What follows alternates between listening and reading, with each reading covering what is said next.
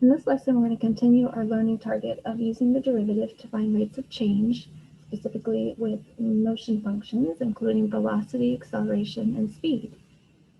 We're going to focus on looking at motion from a graphical perspective. So you're going to see a couple of charts that we'll talk about in the video today.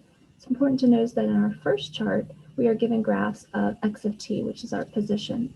So we're starting at the very top of our PVA ladder. So when we go to analyze what's happening in each column, we'll have to come back to this thought and see if we need to consider the graph that's given to us or maybe a derivative of that graph. So for example, when we get to our first column, which is v of t, we're going to have to make a jump right away down to velocity, which is the slope or derivative. So we'll be looking at the slope in this graph. So v of t, as you know, is the first derivative of x of t, and we know that derivative means slope. So in this first graph, we have positive slope. In the second graph, we have negative, positive for the third, and then negative for the last. And we chose that because x of t is increasing for the positive, and x of t is decreasing for the negatives. And so we know that velocity tells us what direction our object is moving. So when I have positive velocity, I have either a right, or upward direction, depending on the context of the situation. So I'm just going to put right and U for up, and then the opposite would be true. So we've got left or down, left or down. When we get to our third column, we're looking at acceleration. So going back to our PVA ladder over here, I'm going to need to make one more jump.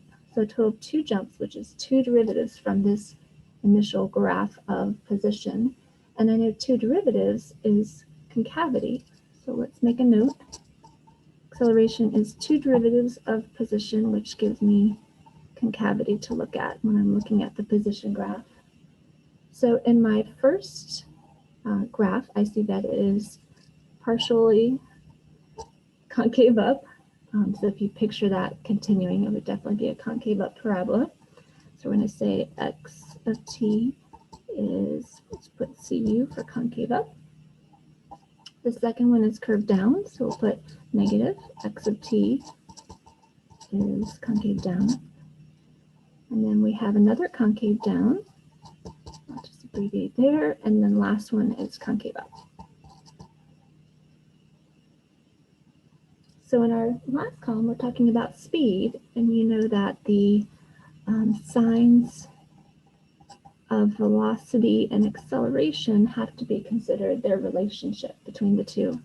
So if I look at my velocity column and my acceleration column, I see both positive. So we're going to say increasing because V and A have the same sign. And we'll just go down the rows. So again, I have negative and negative. So even though they're negative, since they are the same, it would cause the speed to increase. So we'll just say same sign to keep it short. And in the last 2 rows, you're going to see that we have opposite signs. So the speed is going to decrease in both of those situations. So we'll say B and A have opposite signs. And just a little bit shorter here.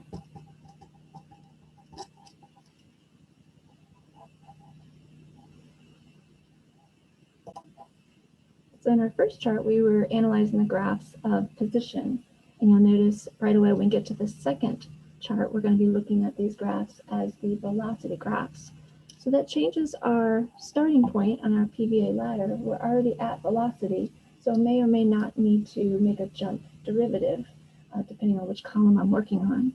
So for example, the first column is velocity, so I don't want to make a jump down to acceleration yet. I want to stay right where I am with velocity. So if I want to know the sign of velocity, I've got to look at the graph and just determine if it's above or below. I want to know if it's positive or negative, the graph itself or the function itself. So in this first graph, we're going to say positive because v of t is above the x-axis. And this one is negative because v of t is below.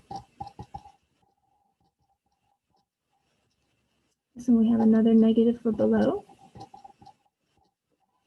And this final graph is again above, so we'll say positive velocity. So we didn't look at slope, we were just looking at the sign of the function being above or below the x-axis. So again, our direction, now that we've gotten the information we need about velocity, comes right from these signs. So we've got right or up, and I'll abbreviate left or down again, and then right and up.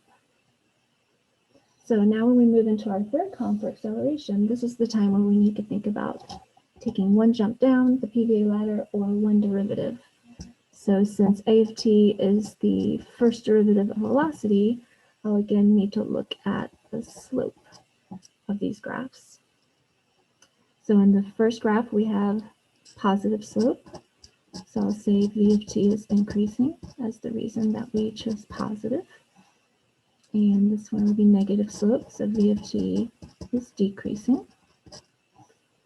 Right here we have another increasing positive slope, and down here we have one more negative slope because it's decreasing. So speed, we are going to once again look at the signs of v and a to see if they're working together or against each other.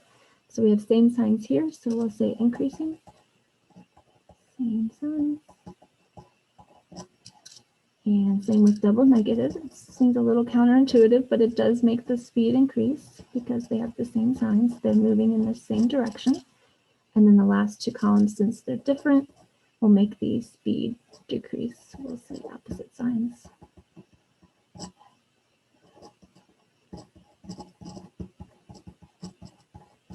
All right, so that completes our chart. So when we get back together in class, we will look at some AP problems using motion from graphs.